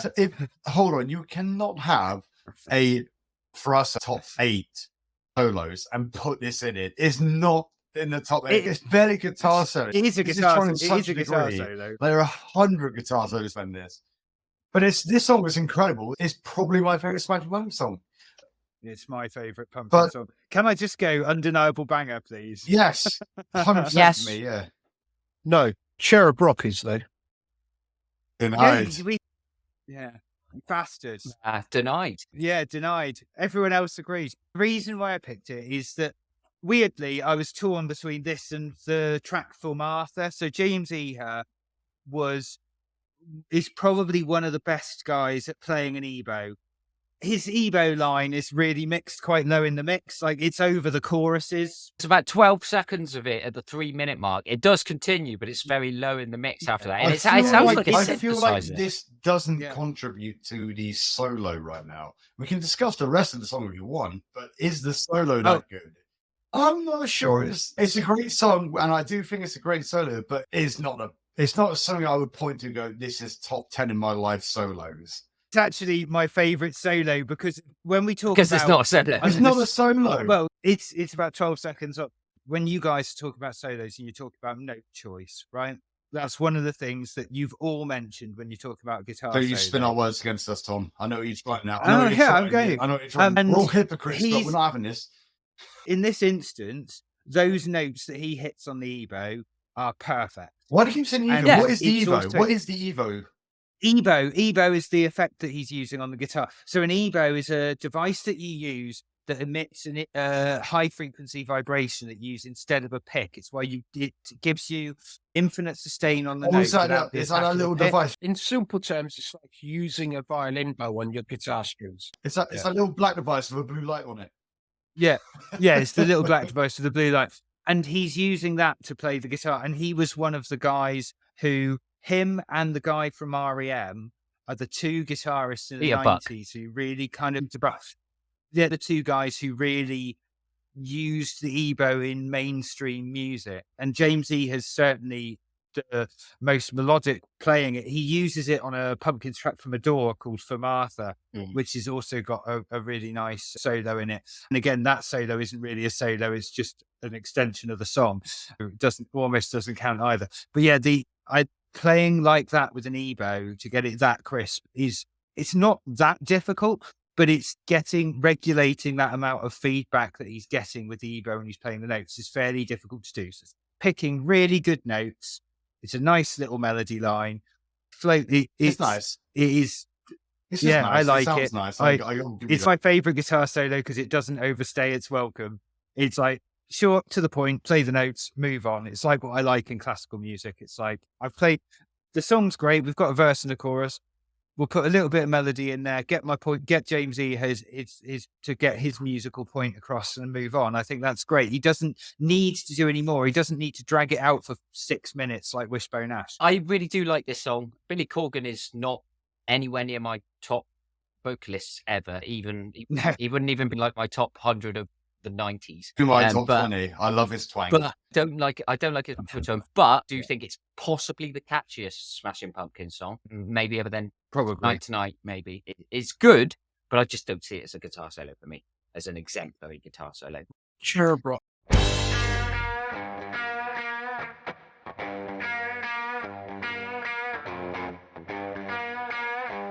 Next up, we'll go back to Alex. Now, this is one of the biggest guitar acts of all time. It kind of to appear on this list. I'm in the 80s, and it's Metallica. Alex has chosen the second track from their smash thrash success, Ride the Lightning, from 1984, which is the best Metallica album. It also happens to be the title track. Kirk Hammett's iconic solo. This is Ride the Lightning. He gets a lot of shit because most guitarists now will just make fun of Kirk for pentatonic minor scale, and they make fun. But the bottom line is, this solo put him on the fucking map, and it's one of those solos that a lot of 12 to 14-year-olds point to with Metallica and go, that's what got me into playing guitar. That's what made me want to play lead guitar. Yeah. And this solo it's one of the first examples in thrash and all that, where it was literally a part of the song where the riffs underneath it transitioned with it, and it just sounds wicked. There's no way around it. It just sounds good. It's not like Tom would say just random wankery. It is wankery, but it goes to wankery where they changed the riffs underneath it, which hadn't previously been played in the song. It was almost like they wrote the music underneath it to fit the solo, rather than the solo just going over just verse riffs and that. It's just so good. It's long, and it keeps getting high, and it comes back perfect. I just love this. I just love this solo. It's so good. And there might be YouTube guitarists now go, "Oh, it's a bit shit because I can now play this and sweep picking all that stuff." But this was a big deal when it came out, and it's, to me personally, is still one of the best. Like when I was a kid, I always thought this was the best solo one ever. So I don't care if guitarists can decide there's better solos. This sounds the best to me. It's so good. There you go. Rant over. Not rant, but yeah. In terms of bombast, I think this is one of the most important solos in metal, because after 9A4, this is the album that makes thrash break through. After this, for me, this is my favourite Metallica album, as I mentioned. I think Vader may be my favourite song. This is my favourite song I've ever done. I just love the riff. Subsequently, maybe my favourite solo, but this is insane. It's really, really good. It sounds like I think Kirk Hammett's clearly written it with a vision in mind, because I can kind of close my eyes and be engulfed in this song, and it sounds to me like it's a battle in the rain with some sort of wild beast. It reminds me of the album cover, the electric chair in the dark background in like weather conditions and all that. It's just really evocative of imagery, and it's got really strong tonal themes, and I love the way he picks up with the galloping and drums, and he keeps pace. It just fits as a musical piece. It just all fits together, in my opinion. It's a long song, but I feel like the reason it's long is because they literally took 2 minutes out just to have this bit in. It's almost like the guitar solo came separately because they had all these different riffs they wanted to fit over it, and they put a guitar solo that would fit over all of it, and it ties the song together. And I think it's wicked. I think it's really good. I would like to know what Martin and Tom would think. This guitar solo's it's actually in a couple of parts, isn't it? Yeah. So he starts off with a little bit of wankery. Yeah. So he does he starts off with what sounds like it's going to go into wankery, and then he does the rising notes with a band change underneath. And then he does wankery, and then he goes back to the cool arpeggiated bit. The arpeggiated bit was what the band are doing underneath it at the end of the solo. I really like, because that fits together in an almost unsolo way, because he's doing that arpeggio and the band are alternating the chord underneath, and that's really cool. It's the wanky bit in the middle I don't like, but the long notes with the band underneath I really like. So the fast bit I don't like until it goes into the arpeggio. So there's bits of it I really like. So the wanky bit in the middle, and let's then say there's you bits didn't of it I solo don't. over that wanky bit in the middle, right? But it still had that riff in the middle. What would you prefer over that bit? It probably wouldn't work as that wouldn't have been their vision. You're allowed to have a wanky bit in the middle. People like wanky bits in the middle. Yeah, I don't like the wanky bit personally. I don't like the wanky bit in the middle, but when it goes back into those arpeggios, when it kicks up a gear, when he gets into the arpeggios, I really liked that bit. It's just there's bits of it I don't like, but then there were always going to be, because as you rightly pointed out, it's a pentatonic scale, much exclusively. It's always like a red flag to Tom. It's a red flag to a lot of guitarists now, because he put it on the map. Yeah. Like, it was just, he used it a lot, and it became a cliche because of him. I try and approach everything on this podcast from several different levels. I come at a lot of these songs from a position of not playing guitar. I don't want to get too technical because it's not my domain of knowledge, whereas you've all got different levels of expectation with guitar. I think ultimately, when you're listening to this, you'll see that it is largely subjective. It's really difficult to try and describe in words why you like something when specifically there are no words attached to it. As I said earlier, guitar solos are way more subjective than a song is. It's a lot harder to argue about it. If you just don't like it, you don't like it. Mine, your thoughts on this one? Don't be negative. I won't be negative. I went through that phase of being really into Metallica.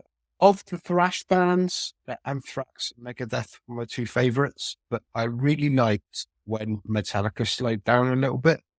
And this is like earlier Metallica, so it's like a bit faster, and it's a bit like, there's a lot more wiggly stuff going on.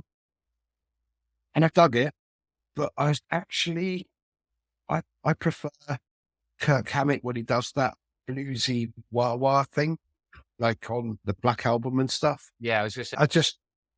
I just find his playing, it gets mocked and he gets the piss taken out of him because he's not all wiggly anymore. He's more like soulful. His earlier solos are way more technical than his later solos. We all know Kirk Hammett in his day could fucking shred. He can't anymore, but he used to be able to. He used to be able to fucking shred like a motherfucker. People get old, and when I was learning to play guitar, I had a picture of Kirk Hammett on my wall. I had my wall of heroes. My wall was covered with pictures of all of my guitar heroes. Most of them were grungers, Alex and Chains and all that, but Kirk Hammett was up there, and I was like, yeah, I want to play like that. And it was that early stuff that I wanted to play like, because I was still into Van Halen and that stuff. Yeah, I think it's sad that Kirk Hammett's become a better lead player now than he was back then, even though back then he was amazing. And I really wish people would stop being so down on him. I think it's in conjunction with the fact that Metallica just aren't, they haven't got that many original, interesting ideas anymore. And I think that whilst yeah, I think he's become more soulful as an artist himself. I think he's playing in a band that are quite tired and don't seem. Yeah. I've listened to all their modern albums, like Death Magnetic, 72 Seasons, the one that came out this year. They don't engage me. Oh, you can hear Kirk Hammett is still a good guitarist. It's just the songs aren't there for them anymore. Do you know what? You've hit the nail on the head. Drake. Right. Yeah, the band have almost become worse than their lead guitar player. They become less than the sum parts. Yeah. Their lead guitar player has got more soul than the band put into their songs anymore. A crazy situation to be in. But to give Metallica a bit of credit for this one, I think this is an undeniable banger. Oh, 100%.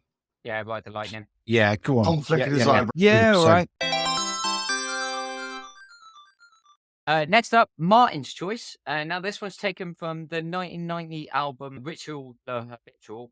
And this solo comes from the capable fingers of American guitarist Dave Navarro of the band Jane's Addiction, who we didn't actually get to discuss in the top 15 songs of 2003, even though they were nominated. It was a bad album. And this is their biggest hit, Been Caught Stealing, which is apparently a semi-autobiographical song from Perry Farrell. This did crack the UK top 10. It did go to number 1 on the Billboard Alternative Songs chart as well back in 1990. So Martin, tell us a bit about Been Caught Stealing by Dave Navarro. Dave Navarro is one of the greatest guitar players of all time. End of story. And Debatable. yeah, he's incredible. He's incredible. Ritual the Habitual is one of the greatest albums of all time.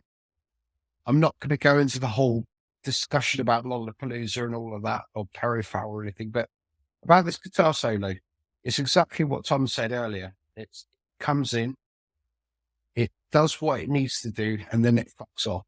It doesn't overstay its welcome. It's like the song is happening, and then you want something else to happen, and it does, and that's what the solo does. It is a solo of pure joy, of pure fun. This is how I equate it to when you want to get a bit higher, when you're like, when you've taken a knee or something, or you're fucking getting drunk or whatever, and you want another drink and want to get a bit higher. That solo does that for you. It tops you up. It tops you up. So the song is great. The song is fucking amazing on its own, in its own right. The lyrics are fantastic. The fucking vocals are fantastic. It's got dogs barking at the beginning. It's everything you want. One of the best uses of a dog barking in the song. Man, I always like an excuse to make fun of Martin's bands, and I'm not the biggest Jane's Addiction guy, but I do really like this song. I think it sounds It's a wicked. good song. My only issue with this is it's fun. the guitar solo is the best bit of the guitar solo is sung over. Da, da, da, da, da, da. For me, it's not a guitar solo. It's almost like an underlying rhythm, or not rhythm, but because the lyrics are screamed over the top of it, for the best bits for the, I don't know what word would be, for the crescendo of it, it's not for me a pure solo. It's almost like underlying wangling, which is why. But that's the point.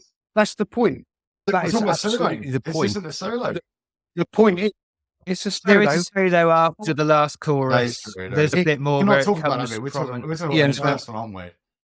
I think we are. I don't know. The second one, the proper solo. I'm a wrong end. But anyway, just real bit of fun. And you can tell the band, when they recorded it, they were probably fucking having the time of their lives. They're probably off their head on fucking whatever drugs they were taking at the time. And you can tell they're all off their nut and just going, when they listened back to it, they must have all been going fucking high as. It's just a very high song. It's a very high solo.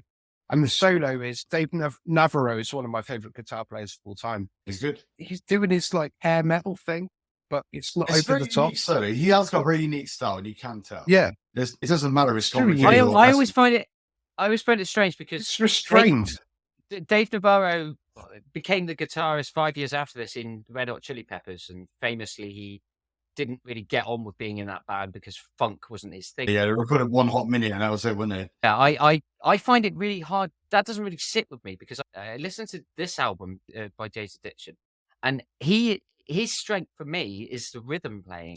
It's about how he controls the rhythm throughout the song, and He's a great rhythm player. Similar to Smashing Pumpkins song. I really, really like the song. I mean, for me, this is like White Lines Don't Do It by Grandmaster Flash meets Blood Sugar Sex Magic. 12 months before Blood Sugar Sex Magic by Chili Peppers comes out. It's a really, really cool song. And it almost kickstarts the 90s, this song. But for me, it's not the solo that it makes this song good. It's his rhythm playing and Perry Farrell's. Yes. When you look at Dave Navarro's solo playing, he's very rhythmic. Yeah. With his solo playing. His solo playing is on point. It's like he's on the one. Yeah, he's not really into funk. He comes across as one of the strongest and most funky rhythm players around this time in alternative rock. I prefer Dave Navarro to John Frusciante. I think he's a better guitar of course, player. yeah. Far superior. I disagree. Before we continue on this discussion, just because you mentioned it, can we put Grandmaster Flash The Message on Undeniable Bangers? Yes.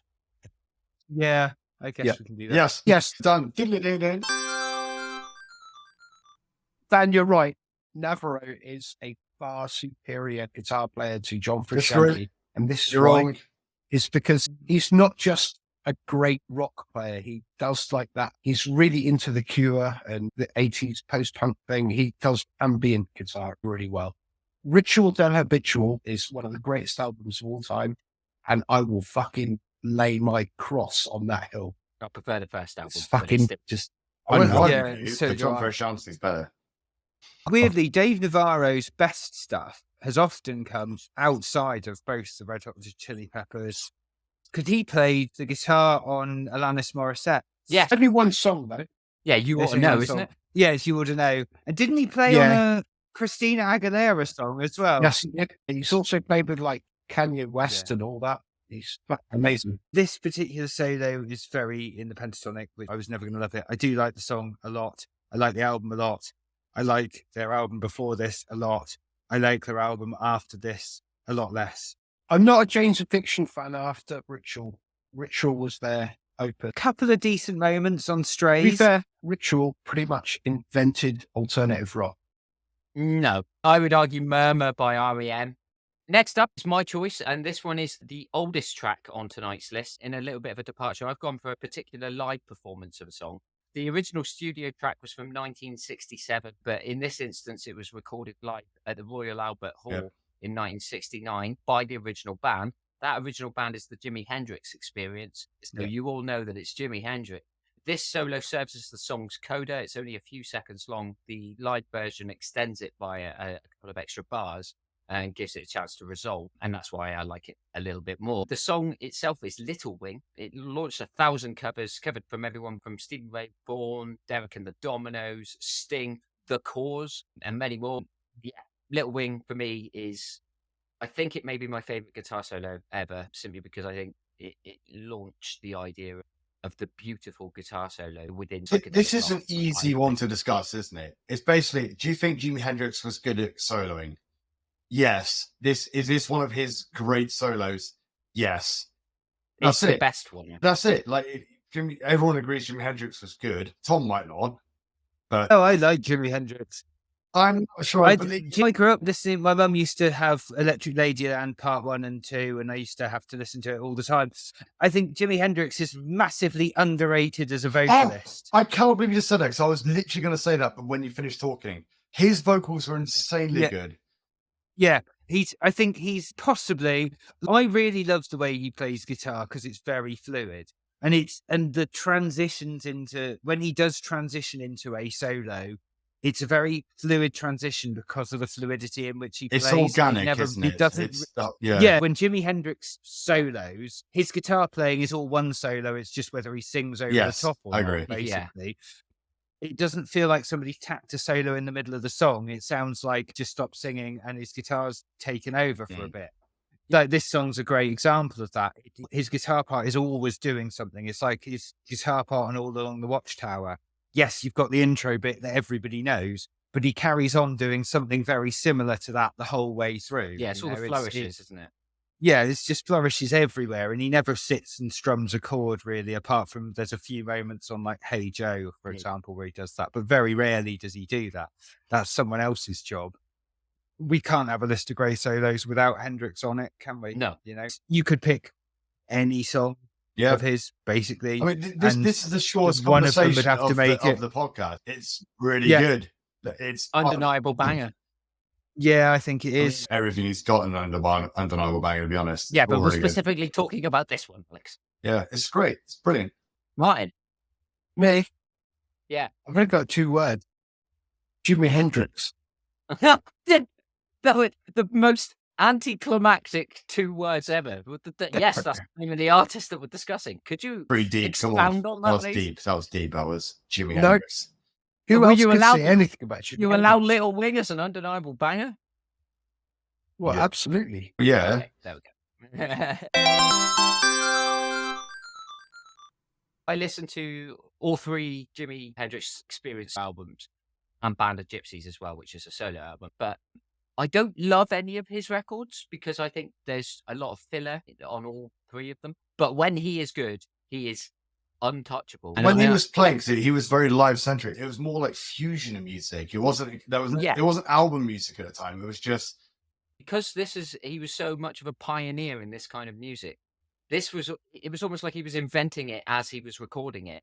Because he died before the 70s, we didn't get to see what the rest of his career would be. We didn't get to see him in his quote unquote wanky phase. He would have got there. Trust me, he would have. He could well have got there. It's fascinating to look at that the albums 2 in 67 and 1 in 68. And then it's just a fascinatingly short period of time and he was gone. He's left us with all these incredible gems that influenced so much after it that it's impossible to look at them in the same manner that you do other songs because it's almost like the inception of. It's very telling. It's the same. It's the same as the first 2 Black Sabbath albums. It's the same thing as the first 3 Deep Purple albums. There are some albums which never sound dated, and anything Jimi Hendrix did is just never dated. It just sounds great. An undeniable banger there from Jimi Hendrix, Little Wing. Could This Be Love was my other choice. If I had to pick a Hendrix song, Could This Be Love is I think my favorite Jimi Hendrix Experience track. But this one is just. It would sound like butterflies are coming from the headstock, and I love it. So we'll go on to our final track of this evening, Tom's choice. You may have been listening along and listening to the playlist. Firstly, you'll notice that we included Jim's and Dan's picks. It sounded nice. Completed the playlist quite well. But you'll notice that at the very end of the playlist, there is a song from Yes, who are one of Tom's favourite bands. It's a bit of a more... I wouldn't go that far. They're my favourite prog band. Okay. I stand correct, said the man in orthopedic shoes. But this is a more subtle end to the playlist. It's the quietest song on tonight's list to bring the episode to a close. From 1971 on the massively successful album Fragile, this is British prog rock band Yes. They are in spotlight thanks to Tom. This is Steve Howe's penultimate song for the record. It's called Mood for a Day. It's essentially an instrumental piece that's inspired by medieval folk music that serves as a counterpoint alongside Rick Wakeman's Brahms excerpts earlier on in the album, but it complements Chris Squire's heavy bass grooves that found on tracks Roundabout, for instance. And I really like this. It's a nice little way to end. It's not a traditional guitar solo, but Tom is right by the technical sense, as it is just a guitar playing a melody without any accompaniment from other instruments. It is a guitar solo, so I can't really say you're wrong. And I do like it. Good. Yeah, I thought I'd troll you. So this Fragile by Yes is a great album. And each of the members has a song that's just them. So like Chris Squire has The Fish, Steve Howe has this one, Rick Wakeman has Cans and Brahms. Yeah. John Anderson, is it We Have Heaven? Is that the one? Is that John Anderson's one? I think it's something like that. They all have their own, each of them takes a turn to have their own song. It's a great record. It is a fantastic album. Absolutely love Heart of the Sunrise. trolling you all with my picks, and this is like the ultimate troll when picking guitar solos because it's the only true guitar solo on this list. There you go. A guitar playing a piece. It is truly solo. It is truly solo, and it's very well played the whole way Yeah. through. Like Steve Howe's a fantastic guitarist. It's a guitar solo. It's on the list. It should probably be on the list. Exactly what Tom said. It's a nice bit of guitar. It's fucking well played. It's awesome. It's played by somebody who obviously knows exactly what they're doing.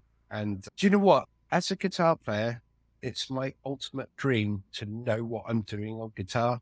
And I often don't. It tends to help, actually. I've heard that. I know. And I often don't. I tend to just go by instinct or whatever. But you can tell with a guitar solo like this, you know that person knows exactly what they're doing. They're locked in with themselves, their own technique, their own musical ability, their own musical knowledge on all of those things. And I rarely have that myself. And I would love to have that one day, just to go, I know exactly what I'm doing. The fact is, it's all played clean as well. There's no distortion or anything. What you hear is what he's actually playing. There's no shit fretboards where there shouldn't be. He plays it impeccably. Done on an acoustic. Yeah, exactly. It's not the sort of thing I would personally consider guitar solo. I'm a fan of 80s excess, but yeah, it's good. It's just good. You listen, you go, wow, that's very impressive. Would I just listen to it as part of an album? I'm sure it's amazing, but I would never listen to it by itself. It's just, it's almost like the sort of thing your guitar teacher would tell you to, it will show you to see how you can, to get your picking as clean as possible. It reminds me of a bard from medieval times, similar to Dandelion from The Witcher or something like that, based around folklore. Just, yeah, I like that. And if you have been listening along with the playlist, it does round off our playlist tonight wonderfully well, capping it off with just a little, I think November rates a little flourish to it. And or Stairway. So that was our debate on the merit of guitar solos and individual guitar solos within songs, some good examples. One last thing before we do depart this evening and wrap up for the night. What are we going to cover next? Oh, we have discussed this, haven't we? We've got to do most overrated bands. That is a recipe for arguments, and that's what's going to be fun. Can I just say, if one of you mentions Radiohead, I'm out of the podcast. I'm coming for some of your bands. Like grunge during the 90s is rife with overrated bands, and I'm coming. Let's just make sure that, because we're doing a negative episode, let's just make sure it's constructive and that it's not going to be too. Why can't we do that? Why can't we do that? The whole fun is the argument. Like anything.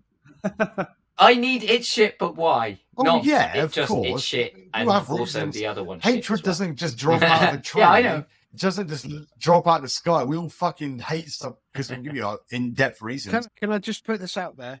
Go on. Linkin Park was shit. Yeah, I like them. We'll get on to this on the episode. Yeah, we'll see you in our most overrated bands and acts episode. We hope you've enjoyed this one. Let us know your thoughts down below in the comments. Make sure you check out cacophonysessions.com. Join the Patreon, patreon.com/the cacophony sessions. Bye, everyone. We'll see you soon. Bye, Make sure Sweden. you stay funky.